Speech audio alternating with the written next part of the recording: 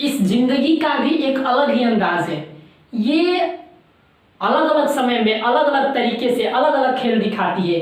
क्या खेल दिखाती है कि जब हम बचपन में होते हैं तो कौन सा खेल खेलते हैं कि कौवा उड़, मैना उड़, तोता उड़, और वही जब हम बड़े हो जाते हैं यानी कि जवान हो जाते हैं तो कौन सा खेल खिलाती है कि नींद उड़, चैन उड़, सोना उड़। समझ रहे हैं ना क्या बोल रहे हैं? सोना उड़, बाबू उड़, धनिया उड़, ये सब खेल दिखाती है। और जब हम बूढ़े हो जाते हैं तो कौन सा खेल दिखाती है कि बाल उड़, दाढ़ी उड़, आंख उड़, हाँ, फिर से इसके बाद दांत उड़। तो इसी दांत के बारे में हम आज लोग बात करेंगे। तो नमस्कार दोस्तों, मैं हूं अमित और आप देख रहे हैं एपीजीएस पॉइंट। एपीजीएस पॉइंट में आपका स्वागत है। दोस्तों, आज के इस वीडियो में हम लोग अपने दांतों के बारे में बात करेंगे और इसमें समझेंगे कि जो हम लोग का दांत होता है वो किस किस तत्वों से मिलकर बना होता है, इसकी कितनी परतें होती हैं, फिर हम लोग के टोटल जीवन काल में दांतों की कितनी संख्या होती है, कितने दांत टूट जाते हैं, कितने दांत फिर से जुड़ जाते हैं। तो इन सब के बारे में जानेंगे और फिर समझेंगे कि बनावट के आधार पर दांतों को कितने भागों में बांटा गया है, इसके बारे में समझेंगे। और इसके बाद समझेंगे कि हमारे दांतों के लिए वैज्ञानिकों ने क्या फॉर्मूला बताया, जो वहां यहाँ हम विस्तृत एकदम अध्ययन करेंगे और आपको एकदम मजा आ जाएगा इस वीडियो में। तो बने रहिएगा वीडियो के लास्ट तक। तो चलिए स्टार्ट करते हैं आज का वीडियो। देखिए, सबसे पहले जो हम लोग दांतों का अध्ययन करते हैं वो अध्ययन किसमें चला जाता है, यानी कि दांतों का अध्ययन जाता है आपका ओडोंटोलॉजी में। जो दांत का अध्ययन होता है वो ओडोंटोलॉजी, यहाँ से क्वेश्चन बनता है कि दांतों के अध्ययन को क्या कहते हैं, ओडोंटोलॉजी कहते हैं।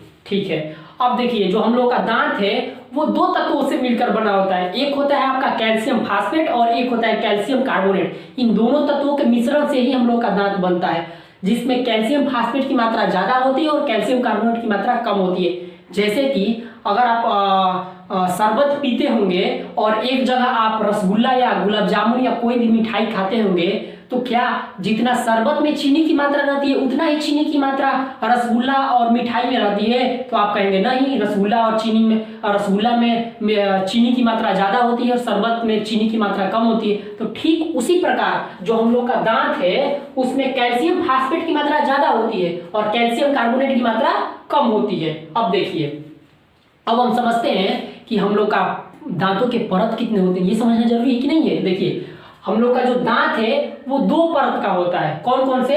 एक जो ये हम लोग का दांत है, यहाँ हम फिगर बनाए हैं। देखिए, जो ऊपरी परत होता है ना, जो चमकता है ये व्हाइट व्हाइट, इसे हम ऊपरी परत को एनामेल कहते हैं। समझ रहे हैं ना? एनामेल ये बहुत ही मजबूत होता है, बहुत ही हार्ड होता है। और जो इसके नीचे वाला होता है वो डेंटाइन कहलाता है। वो मजबूत नहीं होता है, वो एक यानी कि कठोर रूप नहीं होता है, वो नरम होता है। तो एनामेल बहुत मजबूत होता है। तो जैसे कि आप लोग देखे होंगे कि मार्केट में गए होंगे पेंट के दुकान पर, तो एक एनामेल पेंट आता है, डिस्टेम्पर पेंट आता है। क्या करता है कि वो दीवार पर बहुत अच्छे तरीके से मजबूती बनाकर चपक जाता है। तो ठीक उसी प्रकार भगवान ने भी बहुत दिमाग लगाया, क्या किया कि हम लोग के धतवा के ऊपर ये डेंटाइन के ऊपर एनामेल लगा दिया, यानी कि बहुत ही मजबूत होता है। ये हड्डी नहीं है, ये हड्डी का ही एक रूप है समझिए, लेकिन ये व्हाइट व्हाइट सा होता है, यही एनामेल होता है। और नीचे वाला जो होता है वो डेंटाइन होता है और यही जुड़ा होता है हम लोग के ये इस हड्डी से। ठीक है, ये मसूड़ों से जुड़ा होता है। अब देखिए, मान लीजिए अब इसका क्षरण भी तो होता है, इसका नाश भी तो होता है। कैसे कहते हैं कि दांतवे खराब हो गया है? हाँ, तो देखिए इसका सबसे नाश होने का कारण है फ्लोरीन। फ्लोरीन के कारण ही इसका क्षरण होता है, नाश होता है। तो भैया फ्लोरीन कहाँ, तो किस किस चीज में फ्लोरीन पाया जाता है? देखिए, जो छोटे बच्चे होते हैं वो चॉकलेट वगैरह ज्यादा खाते हैं, तो चॉकलेट में फ्लोरीन की मात्रा ज्यादा होती है। तो क्या करते हैं कि बच्चे चॉकलेट खा लेते हैं और अच्छे से सफाई नहीं करते हैं और रात में सो जाते हैं। तो मान लीजिए यहाँ जो है ये वाला एरिया है आपका, ये वाला, तो यहाँ आपका फ्लोरीन की मात्रा आ गई। हाँ, फ्लोरीन की मात्रा आ गई, रात में बच्चे खाकर सो गए। तो क्या होगा कि ये जो एनामेल है ना, ये इसको खदड़ देगा, फ्लोरीन जो है इसको खदड़ देगा। तो खदड़ देगा तो अब डेंटाइन में पहुंच जाएगा यहाँ जगह। हाँ, तो अब जब उसमें कोई बच्चा दूसरे दिन खाना खाएगा तो खाना इसमें पहुंच जाएगा सड़न के रूप में, तो सड़ेगा तो उसमें कीड़े पड़ेंगे, तो कीड़े पड़ेंगे तो यही अब हो जाता है खोंदड़ा, जिसे देहात में लोग कहते हैं खोंदड़ा हो गई हो। हाँ, तो खोंदड़ा हो जाता है। अब खोंदड़ा हो जाता है, दर्द करता है ना, तो बचवा चिल्लाता है आही माई आही बाबू आही माई, तो यही खोंदड़ा होता है। तो फ्लोरीन की वजह से क्या होता है, खोंदड़ा होता है। तो ये चॉकलेट वगैरह उतना बच्चों को मत दीजिएगा। और वैसे भी हम लोग छोटे थे तो खाते थे, अब लोग का एज रह गया, हाँ अब हम लोग का एज रह गया है चॉकलेट खाने का।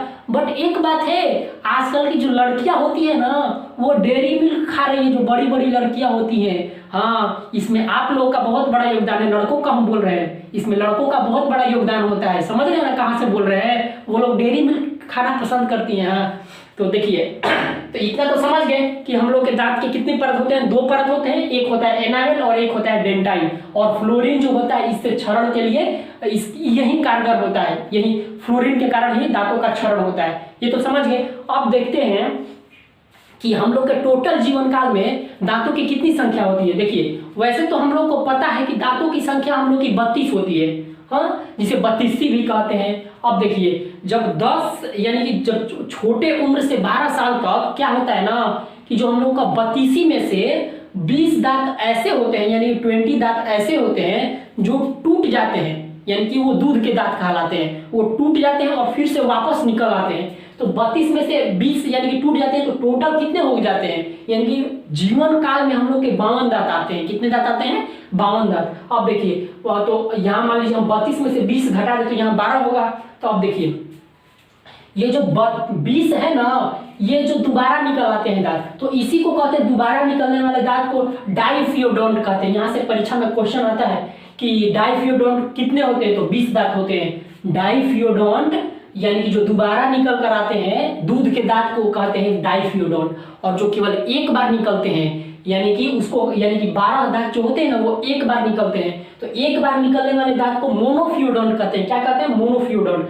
यहाँ आपको हिंदी नहीं देगा कि हिंदी में इसका क्या इंग्लिश इसका मीनिंग होगा, आपको यही याद रखना होगा कि मोनोफियोडोंट क्या होता है और डाइफियोडोंट। मोनो मतलब एक याद रखिए कि इसी तरह मोनो यानी कि एक, हाँ, तो मोनोफियोडोंट जो एक बार निकलने वाले दांत होते हैं, और डाई मतलब दो, तो डाइफियोडोंट यानी कि जो दोबारा निकलने वाले होते हैं, यानी कि दूध के दांत। तो इतना तो क्लियर हो गया। अब समझते हैं कि बनावट के आधार पर हम लोग को दांतों को कितने कैटेगरी में बांटा गया है, कितने भागों में बांटा गया है। देखिए, बनावट के आधार पर हम लोग का दांत जो है वो 4 प्रकार में बांटा गया है। कौन कौन सा है, इंसीजर, केनाइन, प्रीमोलर, मोलर। हम इसको अच्छे से समझाएंगे यहाँ फिगर बना के, ठीक है। तो कौन कौन सा हो गया आपका, इंसीजर हो गया, केनाइन हो गया, प्रीमोलर हो गया, मोलर हो गया। अब भैया बात आती है कि इंसीजर दांत कौन है, समझना है कि नहीं है। तो देखिए, इंसीजर दांत कौन होता है।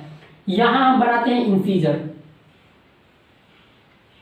ये जो आगे का जो एकदम दंतवा चमकता है ना, हाँ, जो कोलगेट में ये प्रचार में आता है कोलगेट का, कि कोलगेट किया क्या, एकदम एलईडी की तरह बढ़ता है, जो हम लोग हंसते भी हैं तो वही दंतवा दिखता है, तो उसको क्या कहते हैं, इंसीजर कहते हैं। क्या, इंसीजर, इसी को इंसीजर कहते हैं। देखिए, और अब आपको एग्जांपल दे रहे हैं, जैसे कि जब छोटे बच्चे होते हैं तो वो लोग क्या करते हैं, वो लोग खाने में बहुत नुखराई करते हैं, तो उनकी मम्मी क्या करेगी कि रोटी लेगी और घी और चीनी उसमें लपेट कर उसे मोड़ कर दे देगी, और वो क्या करेंगे कि काट काट खा लेंगे। तो किससे खाते हैं, वो इंसीजर से ही खाते हैं। हाँ, तो इंसीजर समझ में आ गया ना, जो आगे का जो चमकने वाला दांत होता है ना, यानी कि जो हम लोग हंसते हैं वो दांत दिखता है, वही इंसीजर होता है।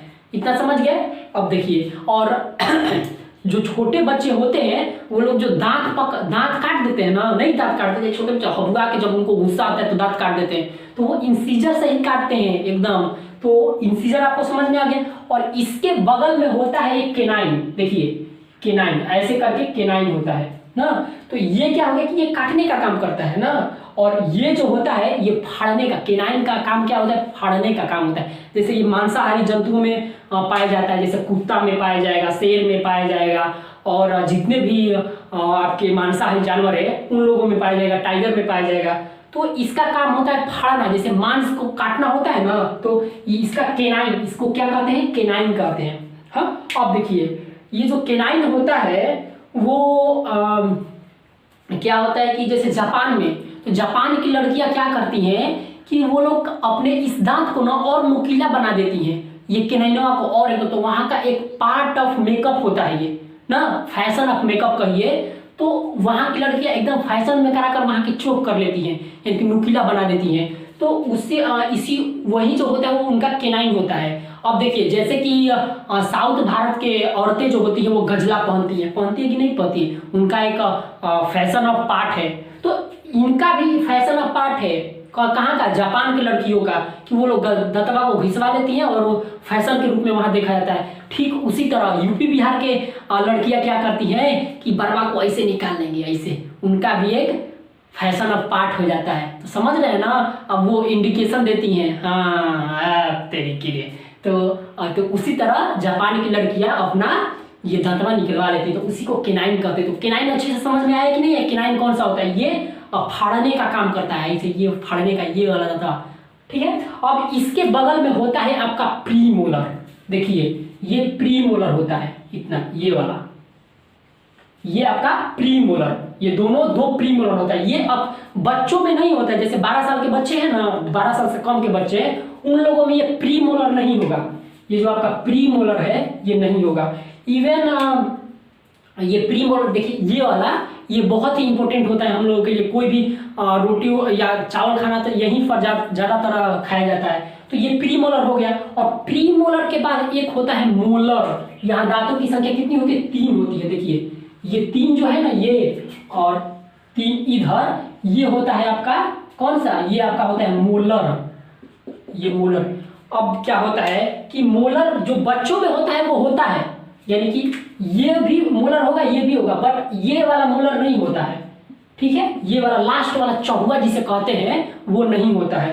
अब क्या होगा कि ये दो, अब बच्चों में क्या होता है कि ये भी दांत होता है, इंसीजर भी होता है, केनाइन भी होता है, और प्रीमोलर नहीं होता है जो 12 साल से कम होते हैं। यानी कि यहाँ से एक क्वेश्चन पूछा था एसएससी में कि बच्चों में कौन सा दांत नहीं पाया जाता है, तो कहते हैं कि ये वाला आपका ये मोलर है, ये मोलर नहीं, ये प्रीमोलर नहीं पाया जाता है। अब समझते हैं कि मोलर का क्या काम होता है। जैसे कि लोग बड़ा पान गुटखा सुपारी खाते हैं कि नहीं खाते हैं, और क्या करेंगे कि उसको लेकर दाब लेंगे यहीं पर, खाते रहेंगे, तो वो मोलर से ही चबाते हैं, और उसी में जो पतला होता है वो खाते खाते उसका गांठ बन जाता है यहाँ। तो पहले से ही दिख जाता है कि नहीं ये पान गुटखा खाने वाला है, तो ये मोलर का काम होता है। अब देखिए जो लास्ट मोलर होता है ना, ये लास्ट मोलर जो अंतिम वाला मोलर होता है, ये इसको कहते हैं बुद्धि का दांत। ये 24 से 25 की एज में निकलता है। कितने के एज में? 24 से 25 की एज में। और यहाँ आप कमेंट कीजिएगा कि किसका किसका ये मोलर है। वैसे तो मेरा भी अभी मोलर, लास्ट वाला मोलर नहीं है, अभी 2 ही मोलर है। तो ये होता है आपका लास्ट वाला मोलर। इसी को कहते हैं, जैसे कि 24-25 वर्ष का लड़का हो जाता है तो उसको कहते हैं कि ये बहुत ही समझदार हो गया है, अब तो उसका वो बुद्धि का दांत निकलता है, तो इसी को कहते हैं बुद्धि का दांत। देहात में कहते हैं वाइस टीथ, विजडम टीथ इसको कहते हैं। तो इतना तो समझ में आ गया। अब देखिए यानी कि ये हम लोग का टोटल दांत हो गया कि नहीं हो गया? हाँ, अब देखिए यहाँ आप ध्यान दीजिएगा अब कि आप अब अपने दांत को ऐसे कीजिए, यानी कि पहले कौन सा दांत होता है आपका? ये होता है आपका इंसीजर, तब केनाइन, तब premolar, molar, incisor, canine, premolar, molar, incisor, canine, premolar, molar. यहाँ ध्यान रखना है कि 4 प्रकार के दांत होते हैं, इंसीजर, केनाइन, प्रीमोलर, मोलर। ये तो हो गया। अब देखिए ये हो गया। अब जो इंसीजर होता है ये देखिए नाक के सामने है, नाक के सामने है ना इंसीजर। ये नहीं किसी का भोफड़ एकदम बड़ा सा नाक हो तो उसका नहीं, तो इसको एकदम नाक के सामने प्रीमोलर है, ये जो 4 दांत आता है ये इंसीजर होता है। तो अब क्या हुआ कि इसको नोज टीथ भी कहते हैं, और इसको जब हंसते हैं ना ही तो इसको स्माइलिंग टीथ भी कहते हैं। क्या? इसको नोज टीथ भी कहते हैं और स्माइलिंग टीथ भी कहते हैं। और जब ये जो केनाइन होता है देखिए आंख के ठीक नीचे है, तो इसको आई टीथ भी कहते हैं। क्या कहते हैं? आई टीथ। और जो ये प्रीमोलर है, ये प्रीमोलर कहाँ होता है? ठीक गाल के नीचे, ये वाला हम लोग का गाल है ना इसके नीचे होता है, तो इसको क्या कहेंगे? सीबीएसई वाला क्या कहता है? सीबीएसई वाला इंग्लिश मीडियम वाला कि इसको चिक टीथ कहता है, चिक टीथ, इसको चिक टीथ भी कहते हैं। और जो मोलर होता है वो तो लास्ट में होता ही है। इतना तो क्लियर हो गया। अब देखिए, अब वैज्ञानिकों ने देखा कि जो हम लोग का ऊपर वाला पार्ट है, जो दांतों का ऊपर वाला भाग है, ठीक उसी तरह सिमेट्री यहाँ नीचे वाला भी पार्ट है, यानी कि ठीक उसी तरह नीचे भी है। ये वाला ये वाला। तो जितना ऊपर दांत है उतना ही दांतों की संख्या नीचे है। और उन्होंने एक और इसमें देखा कि जितना इधर है उतना ही उधर है, यानी कि इंसीजर के बीचों बीच से जब लाइन हम खींच देते हैं तो जितना इधर दांतों की संख्या है उतना ही इधर दांतों की संख्या है, उतना ही इधर दांतों की संख्या है, उतना ही इधर दांतों की संख्या है। यानी कि हम लोग का टोटल दांत को 4 भागों में बांट दिया।